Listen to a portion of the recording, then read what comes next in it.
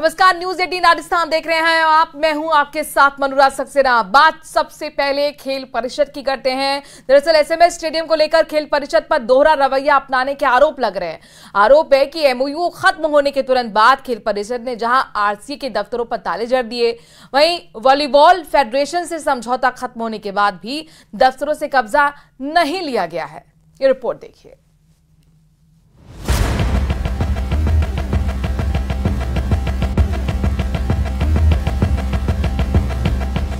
इसे भले ही राजस्थान वॉलीबॉल संघ की मजबूत साख समझिए या फिर खेल परिषद की कमजोरी, प्रदेश में एक जैसे दो मामलों में खेल परिषद अलग अलग तरह का रवैया अपना रहा है। आरोप के मुताबिक 22 फरवरी को खेल परिषद और आरसीए के बीच एमओयू खत्म होते ही अगले दिन आरसीए के दफ्तरों को ताले लगाकर सीज कर दिया गया। आरोप है कि 13 जुलाई 2022 को वॉलीबॉल संघ के साथ समझौता खत्म हो चुका था। बावजूद इसके वॉलीबॉल संघ पहले की तरह सुविधाओं का इस्तेमाल कर रहा है। इस रवैये से बाकी खेल संघ नाराज हैं और उनकी मांग है कि स्टेडियम में उन्हें भी जगह उपलब्ध कराई जाए। हमारी भी यही मांग है कि जितने भी खेल संघ हैं उन सबको एक एक कमरा अलॉट कराना चाहिए। कई स्टेटों में मैंने देखा कि सभी खेल संघों को कमरा दिया हुआ है। उससे क्या, अगर हमारे को यहाँ खेल कमरा मिल जाएगा तो जितने भी बच्चे हैं जो प्रदेश भर से आते हैं वो परेशान नहीं होंगे, उनको ऑफिस मिलेगा, तुरंत यहाँ पे कोई भी समाधान होगा तो खिलाड़ी जो भी आएंगे उनको तुरंत समाधान हो जाएगा। ऐसा नहीं है कि खेल परिषद राज्य वॉलीबॉल संघ पर कोई कार्रवाई नहीं करना चाहती है। बीते पिछले महीने 6 फरवरी को इस मामले में आरबीए को नोटिस जारी किया गया था और 6 सदस्यीय कमेटी का गठन भी किया गया था, लेकिन कोई फायदा नहीं हुआ। स्टेडियम के कमरों में जहां कार्यालय यथावत है तो वहीं दूसरी तरफ एक कमरे में वॉलीबॉल संघ ने कई खिलाड़ियों को आवास दे रखा है। लोग खाली करने के लिए कहा, खाली कर दिए। बिल्कुल, सरकार के जैसे भी निर्देश आएंगे तुरंत कार्रवाई करेंगे। मामले में जो कमेटी बनाई गई उसने अभी तक रिपोर्ट तक सबमिट नहीं की है। हालांकि अब देखना ये होगा कि आरसीए को नोटिस देकर तुरंत खाली कराने वाली खेल परिषद इस मामले में भी कोई कार्रवाई कर पाएगी या फिर नहीं। न्यूज 18 राजस्थान के लिए जयपुर से महेश दाधीच की रिपोर्ट।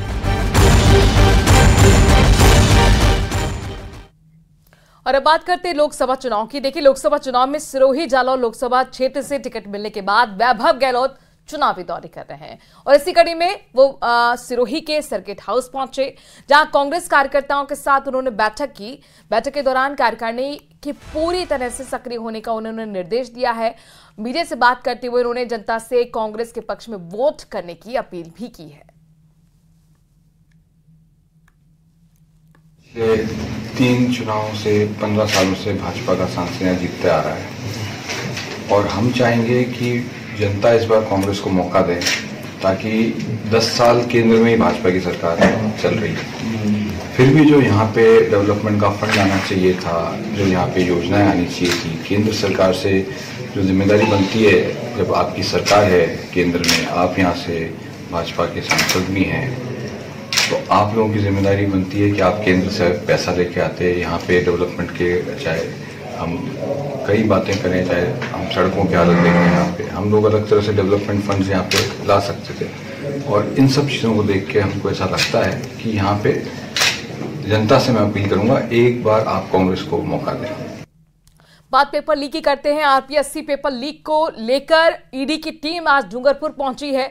ईडी ने आरपीएससी के पूर्व मेंबर बाबूलाल कटारा समेत उसके बेटे की संपत्तियों को अटैच किया है, सीज किया है। ईडी की टीम आरोपी बाबूलाल कटारा, उसके बेटे दीपेश कटारा की संपत्ति की डिटेल लिस्ट लेते हुए ये कार्रवाई करती हुई नजर आई। ईडी ने कई ठिकानों पर कार्रवाई की, करोड़ों की कीमत की जमीन को सीज किया है। ईडी ने कार्रवाई को लेकर कोई जानकारी हालांकि नहीं दी है। एसओजी ने आपको बताया कि 9 महीने पहले बाबूलाल कटारा को अजमेर से गिरफ्तार किया था। पेपर लीक केस के खुलासे के बाद उसके भांजे विजय डामोर और ड्राइवर को भी गिरफ्तार किया गया था।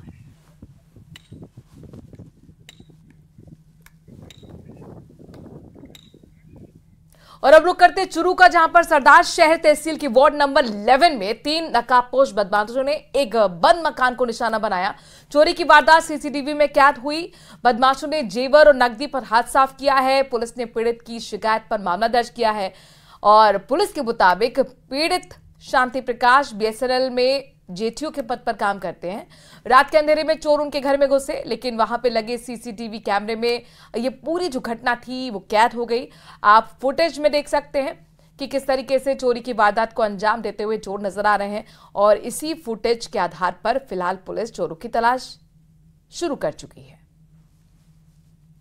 ये शांति प्रकाश चतर सिंह माली वार्ड नंबर 11 सरदार सर ने एक रिपोर्ट दी है कि 10 और 11 रात्रि को मध्य रात्रि को मार्च में मेरे घर में अज्ञात 3 व्यक्ति चोरी करके ले गए हैं, जिसने बताया है कि एक पाजेवा की जोड़ी और मूर्ति वगैरह 42,000 रुपये नगद चोरी कर ले गई, जिनकी तलाश जारी है। मुलजिमों को पता किया जा रहा है, मामला दर्ज करवाया है। शेरगढ़ से बीजेपी के विधायक बाबू सिंह राठौर ने केंद्रीय मंत्री गजेंद्र सिंह शेखावत के साथ किसी भी तरह के विवाद से साफ इनकार कर दिया है। राठौर ने कहा है कि ना तो कभी गजेंद्र सिंह शेखावत से गिले शिकवे थे, ना ही कोई शिकायत थी। परिवार की बात थी जो सीएम के साथ बैठकर हो भी गई। साथ ही उन्होंने कहा कि अब पूरी पार्टी एकजुट है और मिशन 25 को लेकर हम लगातार अभियान में जुटे हुए हैं। ना तो कोई मतभेद है, ना ही मनभेद। यूनाइटेड थी, यूनाइटेड है और यूनाइटेड रहेगी। कैसे? 400 प्लस सीटें लानी है, इसलिए हम सब का एक ही अर्जुन वाला लक्ष्य है, मोदी जी को तीसरी बार प्रधानमंत्री बनाना है। परिवार साथ बैठता है और कोई बात होती है तो परिवार में बात करते हैं, मंथन करते हैं और विचार विमर्श करने के बाद आगे बढ़ते हैं। प्रदेश में प्रधानमंत्री कुसुम सौर पंप संयंत्र योजना की शुरुआत हो चुकी है। सीएम भजनलाल शर्मा ने इस योजना के लाभार्थियों को स्वीकृति पत्र भी बांटे। योजना के पहले चरण में 50,000 से ज्यादा लाभार्थियों को स्वीकृति पत्र जारी किए गए हैं।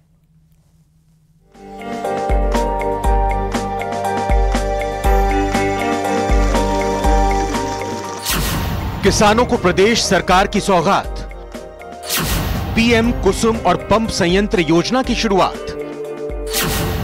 सीएम भजनलाल ने लाभार्थियों को बांटे स्वीकृति पत्र।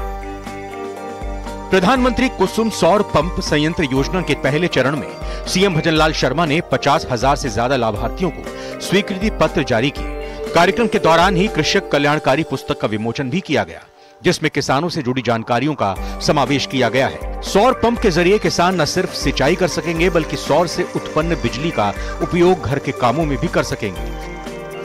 किसान को सबसे पहले आवश्यकता होती है तो पानी की होती है। 30, 40 साल से चल रहे विवाद पूर्ववर्ती सरकारों ने क्यों नहीं किए? अरे हम कहना चाहते हैं, राजस्थान में भी कांग्रेस की सरकार थी, हरियाणा के अंदर भी लंबे समय कांग्रेस की सरकार रही है, मध्य प्रदेश के अंदर भी लंबे समय से कांग्रेस की सरकार रही है, लेकिन कभी किसानों के लिए मन में इनके में भाव नहीं पैदा हुआ। किसानों के दर्द को नहीं समझा, किसानों के दुख को नहीं समझा। और आज किसान की स्थिति क्या हो गई है? अगर मैं पूर्वी राजस्थान की बात करूं तो कभी पानी से किसान परेशान रहता था, आज वो पानी के लिए परेशान है। दुर्गापुरा कृषि अनुसंधान केंद्र में आयोजित कार्यक्रम में स्वीकृति पत्र जारी किए गए, जबकि 50,000 से ज्यादा किसान इस कार्यक्रम में वर्चुअली जुड़े। इस दौरान ऊर्जा राज्य मंत्री हीरालाल नागर ने कहा कि अब प्रदेश ऊर्जा के क्षेत्र में अग्रणी राज्यों में शामिल होगा। राजस्थान को जहां पहले रेगिस्तान के नाम से जाना जाता था, मरु प्रदेश कहलाता था, आज वो मरु प्रदेश राजस्थान ऊर्जा के क्षेत्र में एक चमत्कार करेगा और वहां की हमारी जो जमीन है, जो भूमि है, उसमें सोलर लग करके और पूरे देश को रोशन करने का काम ये राजस्थान करेगा। एक बहुत बड़ी योजना है, निश्चित रूप से राजस्थान में सोलर के क्षेत्र में आ रही है। आज हम राजस्थान पूरे देश में सोलर के उत्पादन में सबसे अग्रणीय है।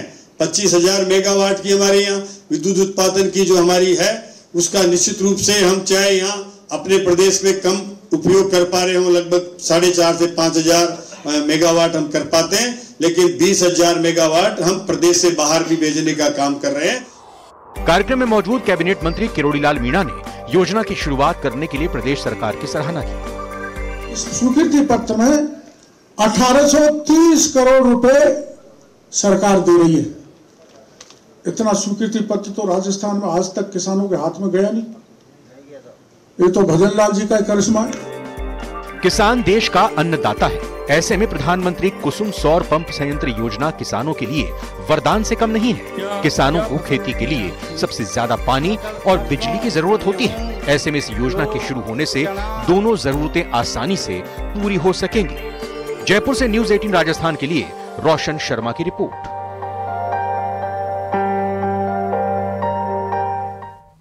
और चलिए इस खबर के साथ एक छोटे से ब्रेक के लिए यहाँ पर रुक रहे हैं। जल्द हाजिर होते हैं कुछ और खबरों के साथ।